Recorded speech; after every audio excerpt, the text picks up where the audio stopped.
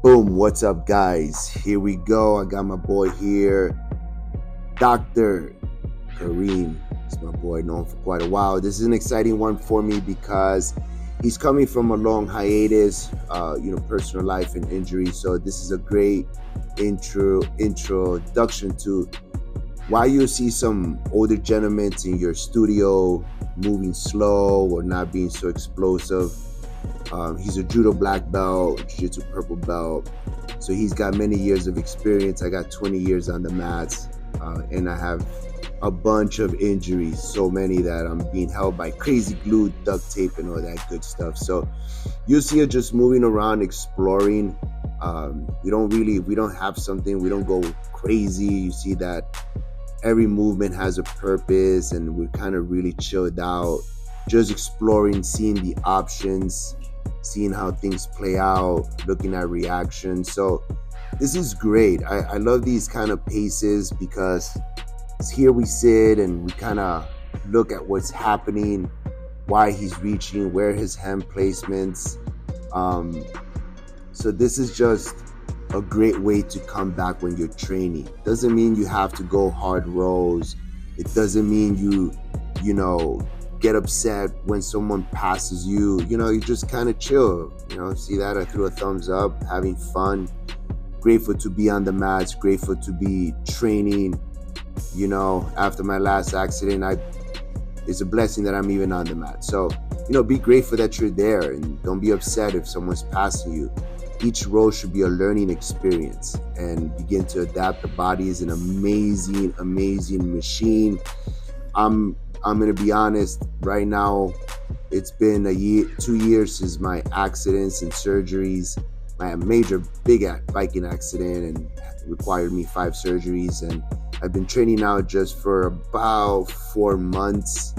And I'm learning to train with limitations. Even this position right here, I had 4 shoulder surgeries, a hip surgery, knee surgery. And so being in a turtle position really affects my shoulder. It's a lot of pain. So I'm relearning how to move with these limitations. And like I said, the body is an amazing adaptive machine. It will learn to train around the injuries. It will learn to avoid those painful areas and position yourself, even if it's just a centimeter, an inch, your elbows in certain positions, it'll make the difference. So I'm in that stage of my current journey, and as well as my cardio, it's like I'm learning to be less expenditure. So, I won't explode unless I really need to, but most of my rows are just flow nowadays, which is amazing. There's a move here that I'm going to go for that I'm actually attempting, and some people say it doesn't work on big guys. Here I go. What I do is I reach for that lat with my left arm. When I get it across right there, I'm reaching over and I'm trying to put my elbow in the back of his skull, and I'm waiting for his timing. There I go. I'm waiting for him to lean forward and I'll explode.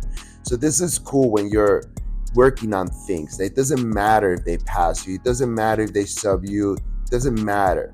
Work on your game. Have a plan. Have a strategy for each training session that you're in there, or each row, each opponent.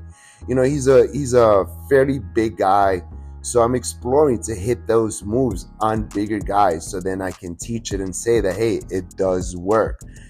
I don't like teaching stuff that doesn't work. Boom, what's up, guys, and welcome back to the channel, the Black Belt Mindset, where a lot of amazing journeys begin. Some end, but some always continue to the day we die, man. I have my good friend here, Kareem. I've known him for so many years. It's a privilege and honor not just to roll with him today, but actually get to sit down, talk to him more about his journey. So real quick, man, just introduce yourself. Tell us your name, your age, your rank, and tell us a little bit about your history in martial arts. Sure. So it's Kareem Wahid. I am 51 years old, and I'm a purple belt in Henzo Gracie Jiu-Jitsu and have a black belt in Kano Judo from Oishi back in the day. And, wrestled in high school. And then since then took a long hiatus away from combat sports until I found judo in the city. And then after judo, which has been taxing on the body as well. My good friend Gary St. Ledger introduced me to Henzo Jiu-Jitsu, and it's more of what we term in Japanese Jiu-Jitsu is Japanese Judo is newaza. It's mostly ground fighting. And it's been great transition. But again, nursing injuries and learning how to scale in and out as you age, and picking the right partners is really how you get this longevity in the sport. Yeah, I agree 100%, man. Especially after recovering several injuries, right? You got to be really careful. So, Kareem, real quick, just share with us what is it that inspired you to start working out? For everyone's different. Some people just want something challenging. For myself, speaking for myself, martial arts and sports was actually a coping mechanism. I came from a rough neighborhood, broken family, so I needed something, an outlet. What was that journey? How did it start for you to start martial arts? Yeah, I mean, so just to be physically active is key. I mean, we're all complex machinery as we're born into the world, and part of that is nice balance. There's a balance between having good cardio fitness in some safe way in your joints and disc levels, but there's also with jiu-jitsu and in judo, all these combat sports, there's a bit of mental solace with it. Like we're put on this world, and it's like we live by a set of rules that you have to kind of check your emotions and check your chemical imbalances. Like you have to raise your hormones, So there are different levels of hormones as we age. But it's also it's an outlet for mental health, right? So we have a lot of people here, different, which is great, different parts of the world, different parts of the vocations, different educational background, different family homes, and there's a lot of when you come to jiu-jitsu, you leave it on the mat, and you have a controlled environment to let these aggressions out. I mean, the Japanese do it for centuries. They have many sports that's if you ever go, there's a lot of yelling and screaming in their sport. But at the end of it, it's like everybody's calm in society because you let it out in a controlled environment.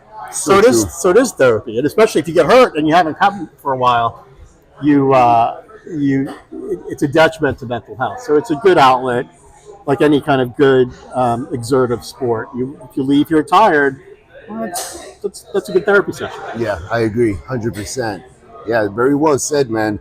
It took me a while to realize that was like therapy for me, the alleviation of whatever it is I was holding on to those time, and also it gives you that time to think before you react in life. Yeah. So thank you for sharing with us. And also, what is it today after all your injuries and after this? This sport is not an easy sport.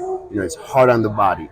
What is it that inspires you today to keep coming back, to keep putting yourself in this controlled, stressful environment? It's it's the Japanese words like kaizen, right? So it's a little bit of progression every day. So to try to better yourself every day, just little micro movements. So if it's like I didn't have a good day at work, well, I'm going to come to jiu-jitsu. I'm going to learn one thing, and then you build on it. And it's like one of those things where as you grow older and you have injuries and stuff, you tailor your practice to that. So it's like, well, I don't need to be the king of the hill. Like, I don't need to,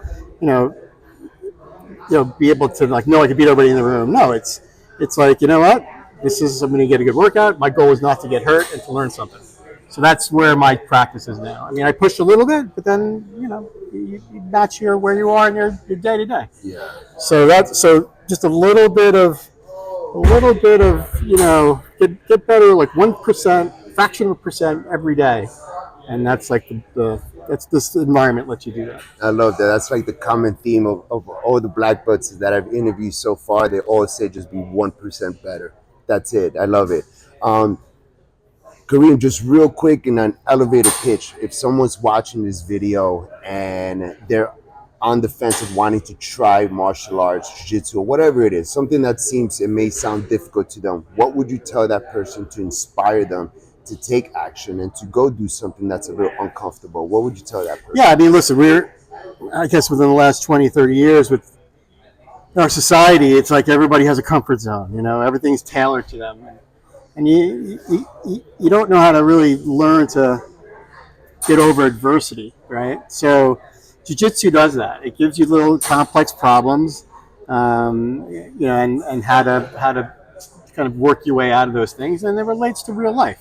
So if you can learn a complex move that takes 8 different segments of this move to be successful, well, that's going to translate into your life. It's all right. I have a complex problem. How do I work around it to get to some common goal? So jiu-jitsu gives you that kind of playing field to do that. Yeah. And so it's a good transition to everyday life. And if with your skilled instructor, if you're with someone that can keep you safe, it's even better. That's what you want to do. Right. So it's also finding that safe environment where you minimize injury. And in my belief with that, it's a nice small format. So if you could find a place where it's a small format, where it's not like this is an exceptional place, there's a lot of excellent people here, so you can get away with 50, 60 people in a room. But if you could find a place where it's like 4 to 6 people in a room, that's where you'll get their maximum benefit. I agree. I agree. Thank you, Kareem. With that being said, just real quick, can you share a time in your life that was difficult, but jiu-jitsu helped you persevere and endure hard things to see the greater thing on the other side after dealing with hard stuff? How did jiu-jitsu carry you through a time like that? Yeah, I mean, listen, if you get to a point where it's like you want to set a goal and works is relatively mundane, or you have everything else is like balance in your life, but you still need like to fight for something. Instead of you want to find an addictive thing, you find jiu-jitsu, right? It's because it's easier to find other vices. True. So if you want to, you say, all right, my goal is to get down to 185, or my goal is to all right, I'm going to compete in this tournament with my 4 or 6 other guys with me. Well, it's kind of a good thing. It gets you back into that team mentality and to have a goal orientated kind of process. And then there's other where you don't even have to do it. It's like, well, there are beautiful schools here in the city that don't even train. They just drill with the self-defense motions, and it's being aware and knowing what your body can do in a situation is priceless. Yeah. Yeah. Thank you, Kareem. Thank you for sharing. Guys, thank you for tuning in. Till next time, please leave a comment below. Share your journey. Share what obstacles you've overcome, or just write down what school you're going to. I'll see you on the next video.